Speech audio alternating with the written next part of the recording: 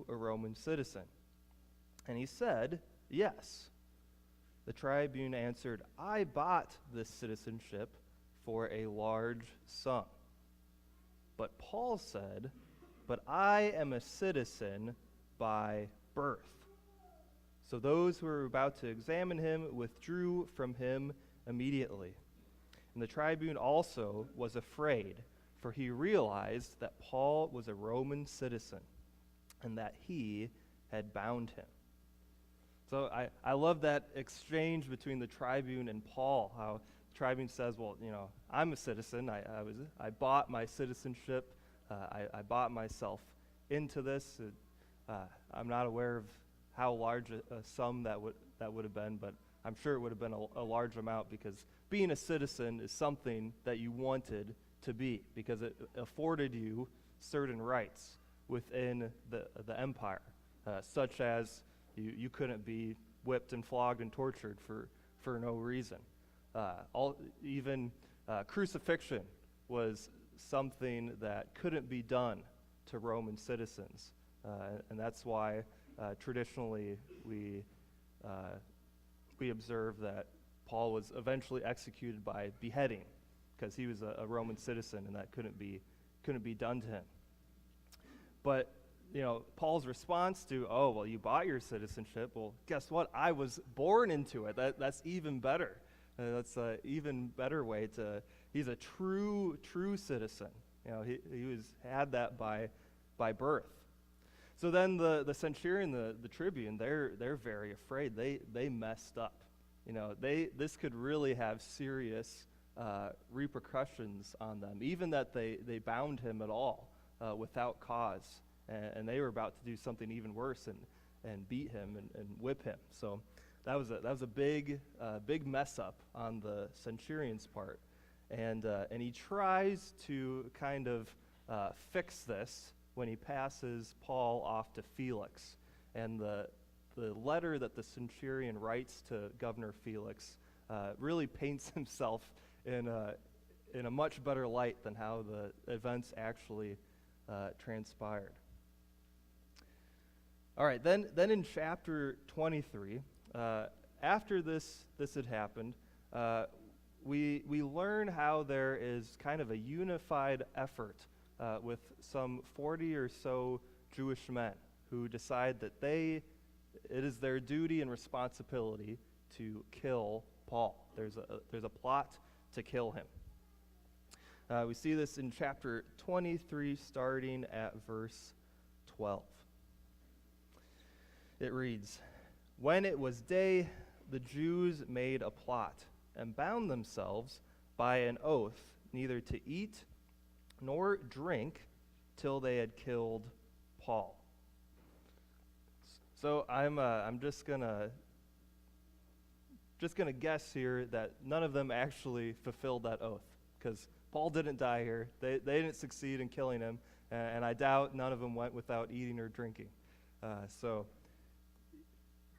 But here's this group that they are dead set on getting rid of Paul. This is a serious oath, even if they don't actually stick to it. They won't do anything else until they have done away with him. Verse 13. "There were more than 40 who made this conspiracy. They went to the chief priests and elders and said, 'We have strictly bound ourselves by an oath to taste no food till we have killed Paul. Now, therefore, you, along with the council, give notice to the tribune to bring him down to you, as though you were going to determine his case more exactly. And we are ready to kill him before he comes near.'" So notice just kind of the scheme that they've come up with. They don't even want Paul to have a trial, and then the result of this fair trial be his execution. They just want Paul to be brought to trial, and then along the way, they're going to jump him and kill him. They don't even want him to have a fair shake. They've figured out what they need to do. They want to kill Paul on the way to his trial, before it even takes place. Verse 16. Now the son of Paul's sister heard of their ambush, so he went and entered the barracks and told Paul. Paul called one of the centurions and said, "Take this young man to the tribune, for he has something to tell him." So he took him and brought him to the tribune and said, "Paul the prisoner called me and asked me to bring this young man to you, as he has something to say to you." The tribune took him by the hand and, going aside, asked him privately, "What is it that you have to tell me?" And he said, "The Jews have agreed to ask you to bring Paul down to the council tomorrow, as though they were going to inquire somewhat more closely about him. But do not be persuaded by them, for more than 40 of their men are lying in ambush for him, who have bound themselves by an oath neither to eat nor drink till they have killed him. And now they are ready, waiting for your consent." So the tribune dismissed the young man, charging him, "Tell no one that you have informed me of these things." So here is the centurion's response to this, the tribune. Then he called two of the centurions and said, "Get ready 200 soldiers." That's a lot of soldiers. With 70 horsemen and 200 spearmen to go as far as Caesarea at the third hour of the night. So this tribune, he was really dead set on saying, no more, we're going to protect Paul, not on my watch. He's not going to get killed by some mob.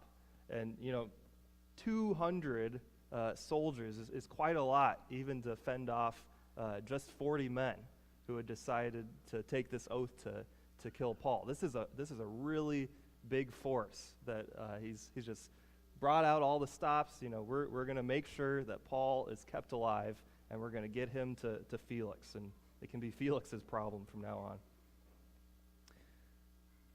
So verse 24. Also provide mounts for Paul to ride, and bring him safely to Felix the governor. And he wrote a letter to this effect. So in this letter, he paints himself a lot better than how things went. It says, "Claudius Lysias, to his excellency the governor Felix, greetings. This man was seized by the Jews and was about to be killed by them, when I came upon them with the soldiers and rescued him." Totally leaves out how it was him who bound Paul and was about to get ready to whip him, but no, he came in and saved the day, saved Paul from the Jews that wanted to kill him. Upon them with soldiers and rescued him, having learned that he was a Roman citizen. And desiring to know the charge for which they were accusing him, I brought him down to their council. I found that he was being accused about questions of their law, but charged with nothing deserving death or imprisonment. And when it was disclosed to me that there would be a plot against the man, I sent him to you at once, ordering his accusers also to state before you what they have against him. So the soldiers, according to their instructions, took Paul and brought him by night to Antipatris. And on the next day they returned to the barracks, letting the horsemen go on with him. When they had come to Caesarea and delivered the letter to the governor, they presented Paul also before him. On reading the letter, he asked what province he was from. And when he learned that he was from Cilicia, he said, "I will give you a hearing when your accusers arrive." And he commanded him to be guarded in Herod's praetorium. So before we go on in chapter 24, where we finally get to the topic of our story today with Paul before Felix, there's this interesting dynamic between the Jews and the Romans that are governing them that happens quite a lot. It really the first time we see this is with Jesus' own trial before Pilate. where we see the Jews accuse Jesus or Paul or another believer, accuse them of breaking their own Jewish laws. But the Jews also realize that they aren't able to enact out that punishment if they want to execute that person. They have to bring them before the Romans, the Roman officials. And then there's this interesting dynamic where, okay, so they have to bring them to the Roman officials if they want them executed. The Romans look at what the person has done. They observe the case, and they see that, well, this person hasn't broken any Roman law. We don't see any guilt in them. So there's this weird thing where they've broken Jewish law, and then they have to go to the Romans to try to get them to take the case. But the Romans are like, well, he hasn't. We don't follow the Jewish law either. Like that's not our thing. That's your own rules. We find no fault with him. So there's kind of this back and forth between the Jews and the Romans that govern them. And because of this, this kind of sets Paul on his journey all the way to Rome, where he appeals to Caesar. That happens in chapter 25, where Paul realizes that he's not going to get anywhere if he stays in Jerusalem. He's already been held by Felix for 2 years. Nothing's going to come of this. The next governor, Festus, he even gets Paul to try to give up his rights as a Roman citizen and go on trial before the Jews. And Paul he's clever. He knows that this is basically a death sentence. If he agrees to go on trial in a Jewish council, they're not going to give him a fair trial. He knows how this is going to go. So he says, nope, I appeal to Caesar. I'm going to keep my Roman rights, and that's away he goes on his trip to Rome.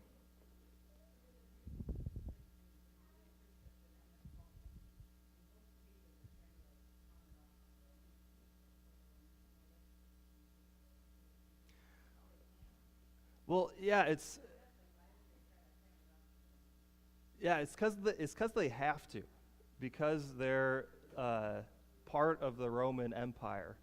Even though there's kind of the local government, the local officials you have the Pharisees and the Sadducees and the high priests and the councils. Rome, they're still part of the Roman Empire, and they still have these governors like Felix and Festus, and you have the Roman tribunes and the centurions. The Jewish local government, they don't have the authority to dole out any executions. So even though they want to kill Paul, they want to kill Jesus, they still have to go to the Roman authorities in order for that to happen. But and then that's why there's this problem, because he's broken Jewish law, not Roman law, so we don't think we need to kill him, but you guys definitely do. So there's that tension back and forth. Yeah, well, you'll see sometimes they just take the law into their own hands. So the church would have, the stoning of Stephen. So the Jews just, take him outside of Jerusalem and stone him there. Sometimes they do that. What's interesting about Paul, they were going to kill him, and then the Roman soldiers saw this happening in the temple. And so then the Roman soldiers came down and actually saved him. So now they have to go to the Roman authority to actually try to kill him. When before they were kind of going to do the same thing they did with Stephen. Just kind of kill him. So yeah, it's interesting. They're trying to do it formally. That just how they have to do it. Part of the reason they actually take them outside of the crucifixion is so someone within the city, they themselves can take them. They do that, and they're caught by the police, and quite often try to Right. So yeah, it's just a very interesting turn of events. How things had to go a certain way in like split-second decisions for any of this the story to keep moving along. If Paul hadn't been able to say, "Hey, I'm a Roman citizen," maybe he wouldn't have been able to get that out, and he would have been whipped, maybe even died. That's not unheard of either. The story could have ended there. But you definitely see the hand of God, moving it along. Things happen at the right time, in the right place. And really, this all goes back to Paul's conversion on the Damascus Road, when Jesus tells him, I'm going to show you how much you're going to have to suffer in my name, for my name. And Paul does it. Paul does that. He suffers quite a lot at the hands of different officials in prison. He gets shipwrecked. His journey to Rome is not an easy one. He gets bit by a venomous snake. He has a rough go of it, and eventually, just to be beheaded and killed in the very end. But even so, through all those trials and the persecution that he went through, that was done so that he could spread the gospel, so that he could tell more people about Jesus. When Paul appeals to Caesar, more than just being a politically smart action, to keep himself alive, what's the other advantage of Paul going to Rome, going before Caesar? How does that help Paul spread the gospel?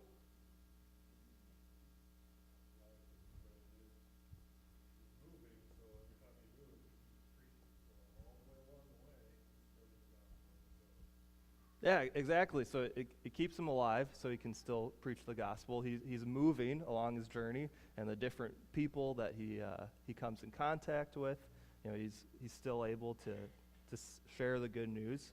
And then also, being before Caesar, that's a big deal. That is the biggest authority in the whole empire. So this is going to garner some attention. People are going to hear about this and know about it and pay attention, because that's a big deal for this to happen. So it greatly aids the spread of the gospel. Does anybody know any guesses on which Caesar this was that Paul appealed to? Who was in power at the time? It was Emperor Nero. It was Nero. Have you ever heard about Nero before? Nero's the one that went crazy and killed a lot of Christians. But when Paul makes this appeal, this is actually, it's about 4 years before Nero started heavily persecuting Christians. Still wasn't like Nero was on the Christians' side at this time. It wasn't totally a good relationship. But yeah, later on, Nero was the one that would, just heavily kill Christians. And Paul would have known as well that, appealing to Caesar wasn't a done deal. That I'm going to get free because of this. This is going to save me. He knew that this could very well still end in his death, and he wasn't afraid of death. He says so. It's either before Festus or Felix.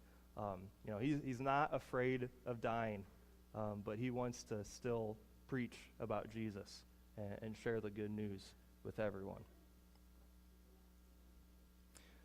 Okay, let's take a look at chapter 24 now.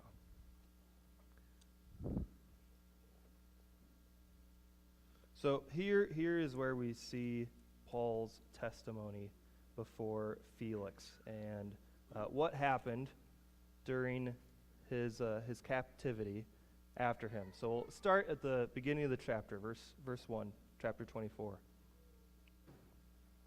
And after 5 days, the high priest Ananias came down with some elders and a spokesman, one Tertullius.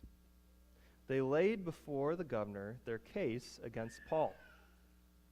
And when he had been summoned, Tertullius began to accuse him, saying, "Since through you we enjoy much peace, and since by your foresight, most excellent Felix, reforms are being made for this nation, in every way and everywhere we accept this with all gratitude." So what Tertullius is being here is he's being a good lawyer, because the Jews did not like the Romans. Tertullius, he's just speaking out one side of his mouth right now. He's just kissing the boots of Felix, saying, "Oh, we love everything you've done. You're so great." He's lying. That's not actually the case. He's hamming him up so that Felix will rule in his favor. Verse 4. But to detain you no further, I beg you in your kindness to hear us briefly. For we have found this man a plague, one who stirs up riots among all the Jews throughout the world, and is a ringleader of the sect of the Nazarenes. He even tried to profane the temple, but we seized him.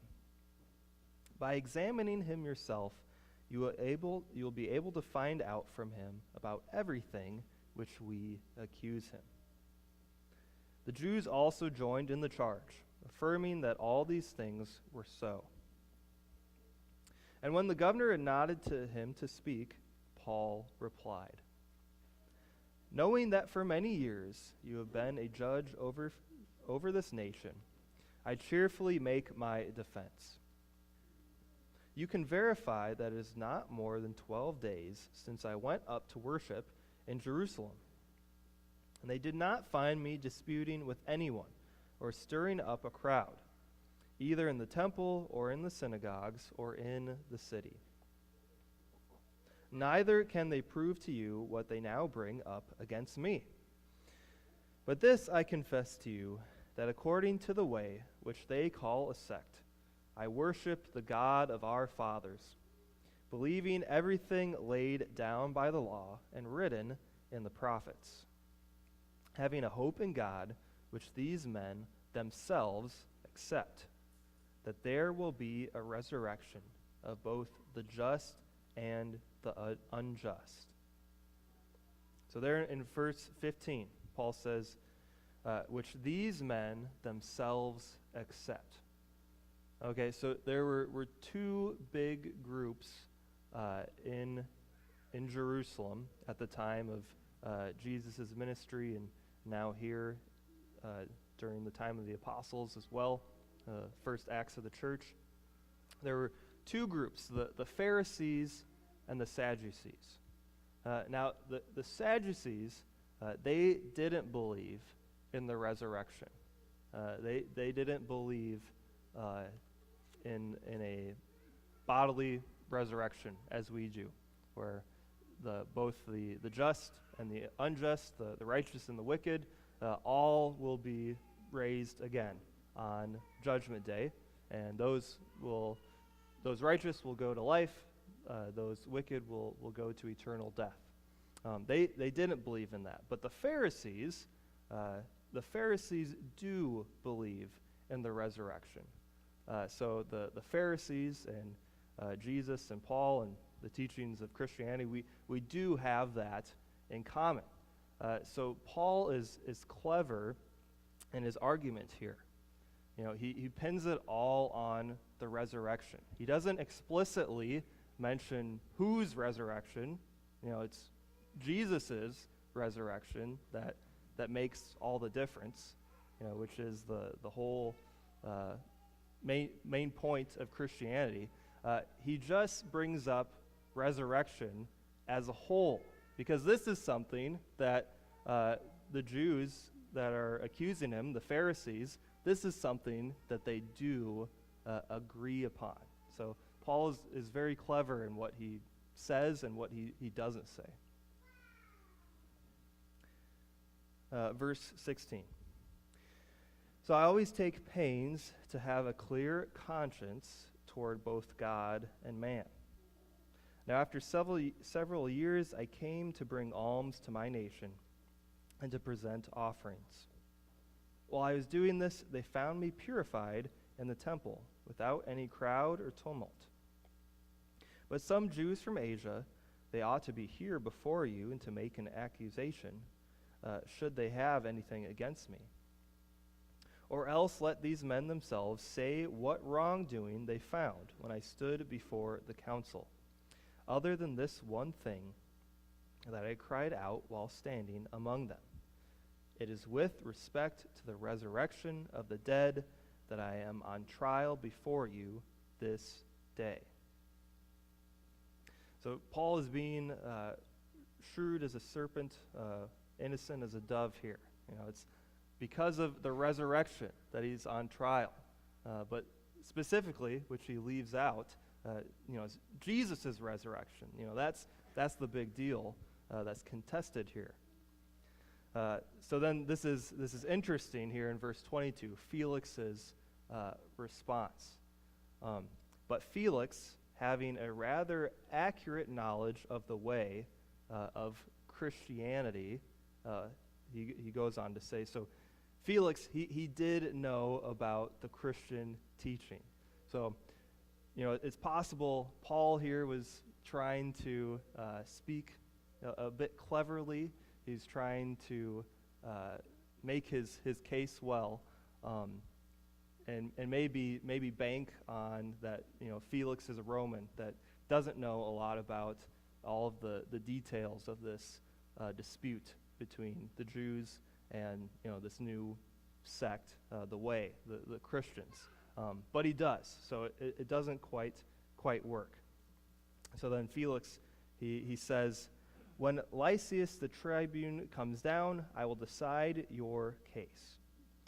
Then he gave orders to the centurion that he should be kept in custody, but have some liberty, and that none of his friends should be prevented from attending to his needs.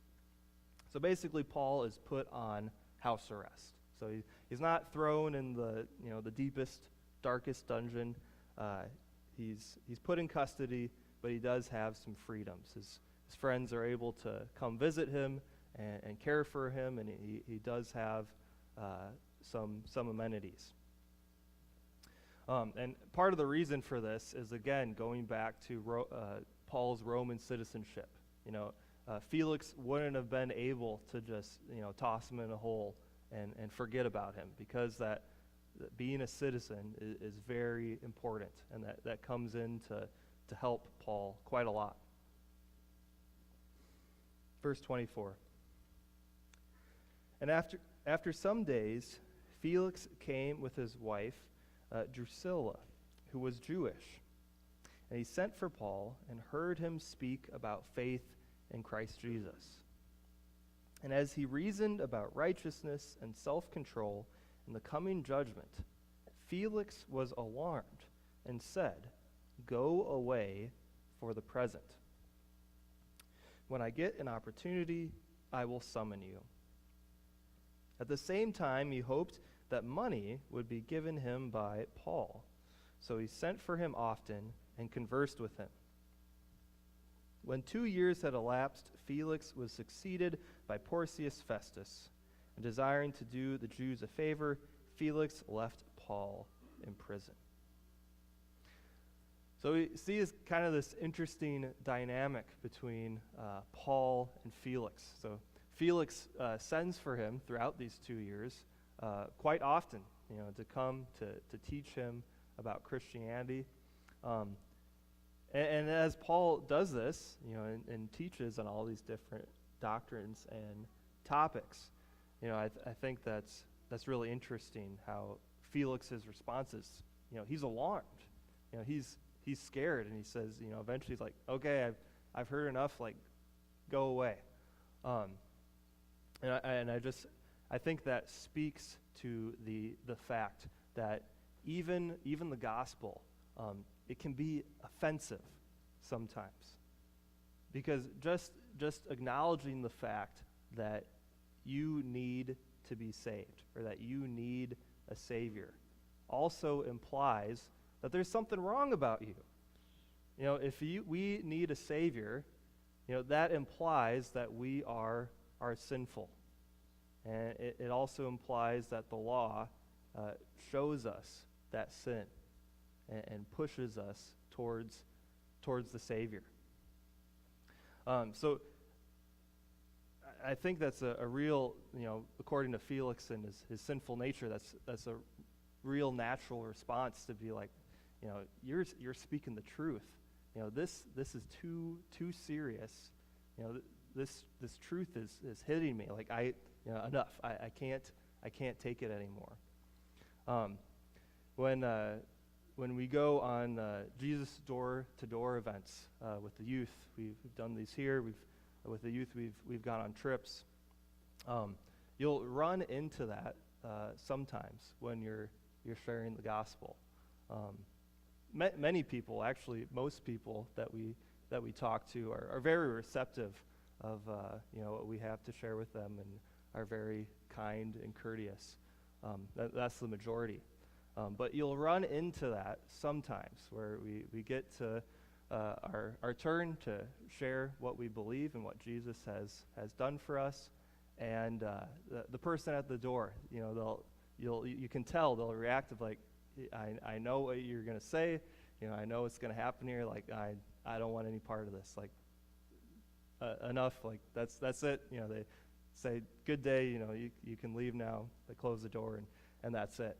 And on our part, we don't take that personally. We're not there to try to argue with them or just stand at their door all day. We say, that's fine. Thanks. Have a good day. We always want to have a kind and cordial response.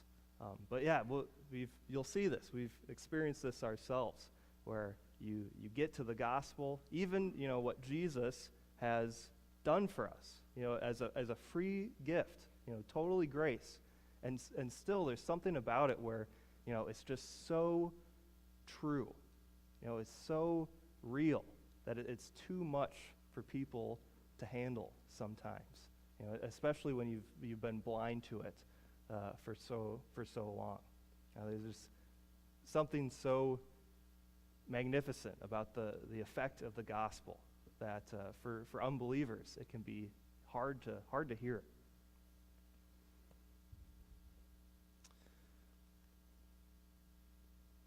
All right, so two more things in the events of Paul's political journey right now. We'll take a look at an excerpt from chapter 25. And it's in here that I've talked about earlier, that Paul makes this appeal to Caesar. He gets himself on this journey to Rome. So we'll just look at verses 1 through 12. Now 3 days after Festus had arrived in the province, he went up to Jerusalem from Caesarea. And the chief priests and the principal men of the Jews laid out their case against Paul, and they urged him, asking as a favor against Paul that he summon him to Jerusalem, because they were planning an ambush to kill him on the way. So they really only have one idea, one plan. They can only come up with one scheme. You summon him, have him appear before you, and on the journey, on the travel there, we'll kill him along the way. It's kind of a one-trick pony, but never seems to work for him. Verse 4. Festus replied that Paul was being kept at Caesarea and that he himself intended to go there shortly. So, said he, let the men of authority among you go down with me. If there is anything wrong about the man, let them bring charges against him. After he stayed among them not more than 8 or 10 days, he went down to Caesarea. And the next day he took his seat on the tribunal and ordered Paul to be brought. When he had arrived, the Jews who had come down from Jerusalem stood around him, bringing many and serious charges against him that they could not prove. Paul argued in his defense, neither against the law of the Jews, nor against the temple, nor against Caesar have I committed any offense. But Festus, wishing to do the Jews a favor, said to Paul, do you wish to go up to Jerusalem and there be tried on these charges before me? So I said this earlier. What Festus is asking of Paul is he's asking him to give up his rights as a Roman citizen. So this isn't something that Paul wants to do. It's not something towards his advantage. And if he goes to Jerusalem and puts himself before this Jewish council, guess what's going to happen? He's going to end up being killed. They've already said as much that they want to kill him while he travels. Let alone get to the trial. So if he had chosen to do that, he may have died before he even got into Jerusalem. We don't know, but probably wouldn't have ended up well for Paul. Verse 10. This is Paul's response. I'm standing before Caesar's tribunal, where I ought to be tried. To the Jews I have done no wrong, as you yourself know very well. If then I am a wrongdoer and have committed anything for which I deserve to die, I do not seek to escape death. Paul's not afraid of death. But if there is nothing to their charges against me, no one can give me up to them. I appeal to Caesar. Then Festus, when he had conferred with his council, answered, to Caesar you have appealed, to Caesar you shall go. So another momentous occasion in these series of trials. This is a big deal for Paul to appeal to Caesar.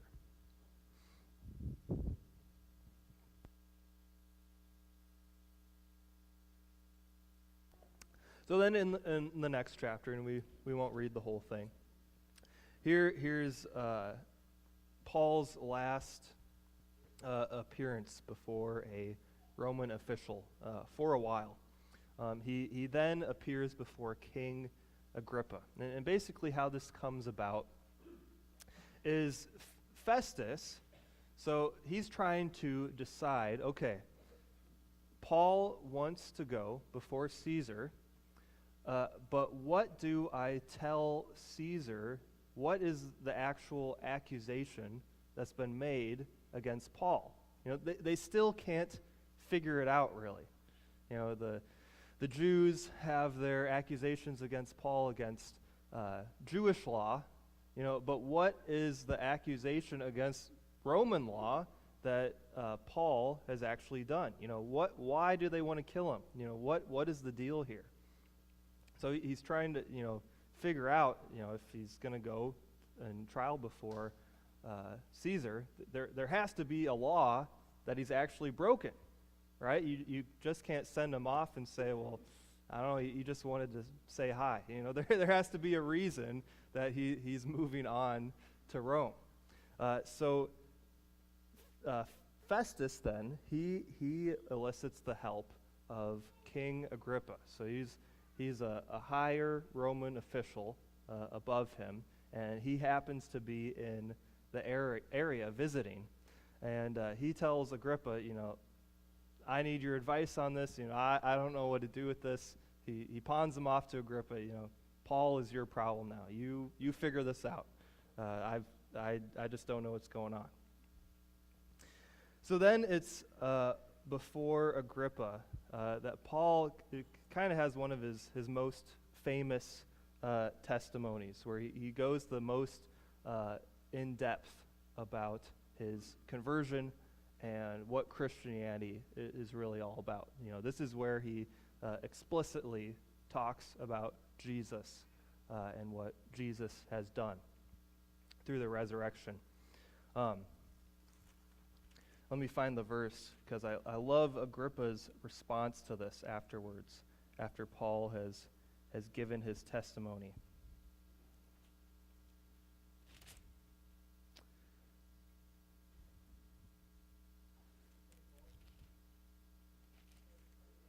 Yeah, it's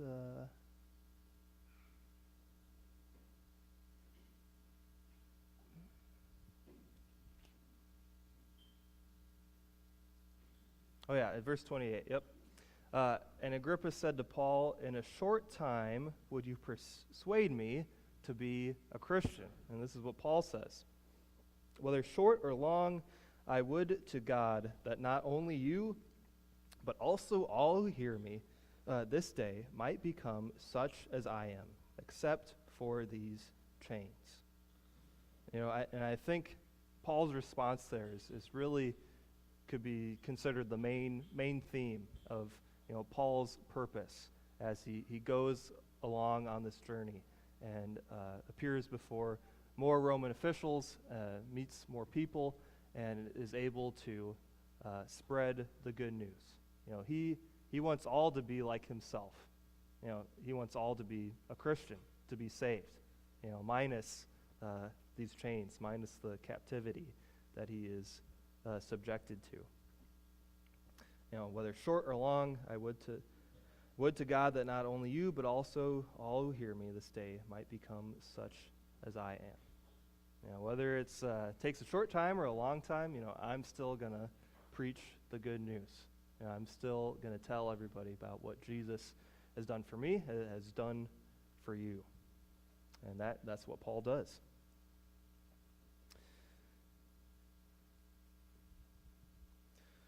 All right, so, along with our refrain for today, how the law and the prophets point to Jesus, what's really important with this argument that Paul makes is that resurrection, and not just anybody's resurrection, Jesus's resurrection, in which we have life. That is the whole point of Christianity. If we had just the cross and not an empty tomb, we'd all be pretty silly Christians. If Jesus just died and he didn't come back to life, there really wouldn't be any point to this, right? Everybody dies. But the whole difference with Jesus is that he didn't stay dead. And because of that, we have our own hope in the resurrection as well. The kids, Sunday schoolers, should be coming back pretty soon. But at the bottom there, I have a couple of verses from the Old Testament, how it shows that the resurrection, even though the Sadducees didn't believe this, the Sadducees were wrong, even many biblical scholars today believe that the Old Testament doesn't speak to the resurrection. They're also wrong as well, because in these verses, we see how the resurrection has always been a teaching of those who believe in God, in the Old Testament and the New Testament alike. So before the kids come back quick, let's look at what Jesus says in Matthew chapter 22. And it's here that the Sadducees, who don't believe in the resurrection, they try to trick Jesus, or they try to stump him, ask a question that Jesus can't answer. But with no surprise to us, Jesus answers in the best way you could. This is the time where they ask about what would happen with a woman who had many husbands in the resurrection. Whose husband would she have? So this is what they say, verses 23 to 33. The same day Sadducees came to him, who say that there is no resurrection. They asked him a question, saying, "Teacher, Moses said, if a man dies, having no children, his brother must marry the widow and raise up children for his brother. Now there were 7 brothers among us. The first married and died, and having no children, left his wife to his brother. So to the second and third, down to the 7th. After them all, the woman died. In the resurrection, therefore, of the 7, whose wife shall she be? For they all had her." Here's Jesus' masterful response. He answered them, "You are wrong, because you know neither the Scriptures nor the power of God. The Scriptures attest to the resurrection. For in the resurrection they neither marry nor are given in marriage, but are like angels in heaven. And as for the resurrection of the dead, have you not read what was said to you by God? I am the God of Abraham and the God of Isaac and the God of Jacob. He is not God of the dead, but of the living. And when the crowd heard it, they were astonished at his teaching. So Jesus is the fulfillment of the Old Testament. The Old Testament points towards him, points towards the resurrection, and Christianity is the natural progression of the Old Testament into today. Now, don't let anyone tell you different. You know, we are the spiritual children of God, the spiritual children of Israel. All right, well, very good. Welcome back, Sunday schoolers. If you could take a moment to fill out your table tents, answer those questions, that helps us know if we're achieving our learning goals with Sunday school. So we'll give you a couple minutes for that, and then we'll close with the Lord's Prayer.